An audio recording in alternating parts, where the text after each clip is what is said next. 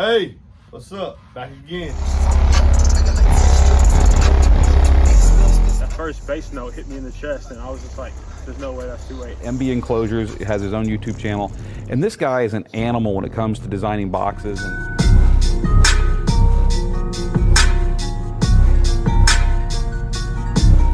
Hey, what's up, man? It's your boy MB, man, with more thoughts with these 8-inch subwoofers.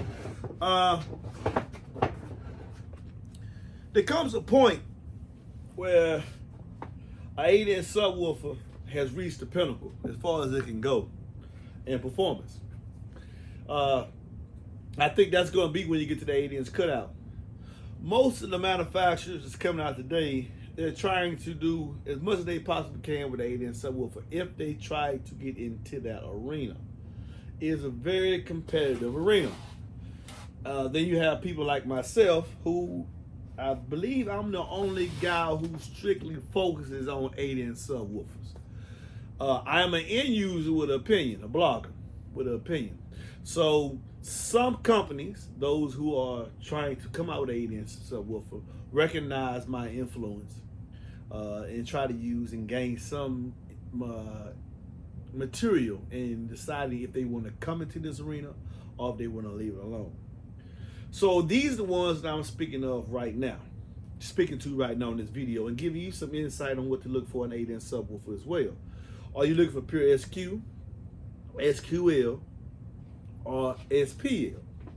Now, based on what you are looking for, it's certain things you might want to identify with or in the 8-inch that you're trying to attain for your goal. If you're going for pure SQ, you do not want to look for a woofer that has a rating of 500 watts or higher. You want to look for a woofer that has a rating like 500 watts. And you want to look at certain brands. SQ primarily is going to be a 2-inch voice core. You're not going to have a 2.5-inch voice core, in my opinion, if you're going for sound quality. If you're going for sound quality, you're going to want to have a 2-inch voice core, and you want it to be strictly copper. Strictly copper. When you get to the SQL category, then you're looking, it could have anything. It could have a copper core, flat round aluminum core, CCA wire. It's those three combinations: CCA wire, or pure copper coil, or flat round aluminum wire. When you're going to pure SPL 8s, and it really ain't who is a pure SPL 8? I don't think there is no 8-inch just pure SPL. Most of those drivers are custom build. You're looking for somebody like and this is, you actually tell them that's what you want. You just want a pure SPL driver. You look at somebody like Chuck Sanders can do it. M Audio, he can do it. Make you a driver just to get numbers. He can also, these guys can also make you a driver that can be a SQL driver as well. But for those of you who are looking to come out with an 8-inch driver, one thing you need to keep in play and keep in mind is that an 8 is primarily to be used in a small space. So your mounting depth must always come into play. With most 8s, if you stay under 7 inches, you're going to be able to get under the seat of a truck. And that's using a 10.5 inches height in the front of the box, curving down to a 7.5, 5 in the back. Well, no, 7 in the back. 7 in the back. So 7 inches in the back, 10.5 in the front, and about 15 inches deep will fit under the seat of a truck that's using a 2.5-inch LMI seat lift and still be able to sit a 6-foot man in the back. Once you start getting to like the Nemesis Audio 8T, I think that thing was 8 inches. Anything above 7, then you are now, what's the point of making it an 8? Realistically, seriously, what's the point in making it an 8 if you are over 7 inches in mountain depth? Now you need to just go ahead. Space is not a restraint now. Space is not an issue. Once you get over 7 inches, space is not an issue. So why are we using an 8? Honestly. And pretty much that's it. 8s primarily, there's a lot of restrictions when you're coming in an 8-inch arena. Power handling, how you gonna cool it. Mounting depth is the biggest issue to be overcome and trying to get output. You're trying to get output, but you must work with 7 inches and under. Once you start going above 7 inches, now you got a novelty item. There's no sense in getting an 8. If you got 8 inches that 8 is 10, 11, 12 inches deep, why are you using an 8? How you not gonna be able to fill on the seat? Just something for y'all to think about.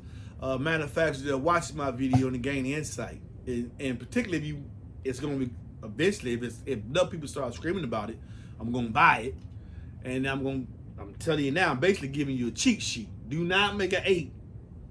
Do not make an 8, and your mountain depth is greater than 7, maybe 7.5 inches, maybe 7.5. Because at that point, now you're making the customer have to buy a 3.5 inch seat lift to get under the seat of his truck.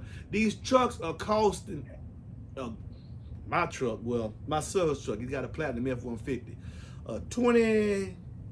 20 and up F-150 Platinum gonna cost you get a deal if you getting it for $65,000, $70,000. Who's gonna pay $65,000 to $75,000 on a truck and then have to put a 3.5 inch seat lift in it to put one of these, not these 8s on the table, but to put an 8 that has a mountain depth where you need a 3.5 inch seat lift? Now you can't put a 6-foot man in the back seat. Who gonna do that? At that point, your 8 ain't gonna sell. These is gonna sell.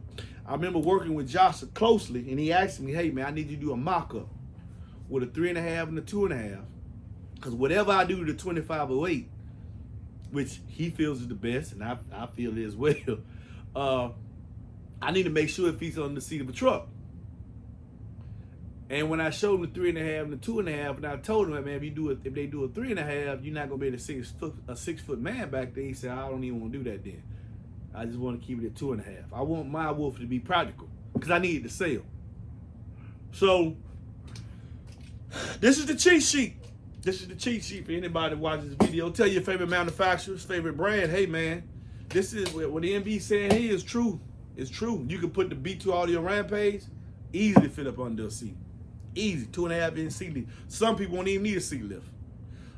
New Chevys and GMC trucks, 2019 up, don't even need a seat lift at all, as long as you stay under that 7 inches. So that's where the competition and the edge come in. How are you going to get this stellar performance and then still keep it practical and usable? That's why the 8 inch arena is very, very, very, very competitive. Very, very competitive. And it's hard. Some manufacturers say, man, we not even gonna mess with it no more. Yeah, and I get it. And I get it. And then particularly also because I'm in there. And we might make it 8 and this guy point out the reasons why it ain't no good. We can't sell the joke. So it's a very competitive market. Some people say, I don't care about 8s. Well, it's hard. It's hard. Remember I say that if they take all the time and energy it takes to make it a good 8, it stands to reason if you increase the cone area, the rest of their subwoofer is going to be good.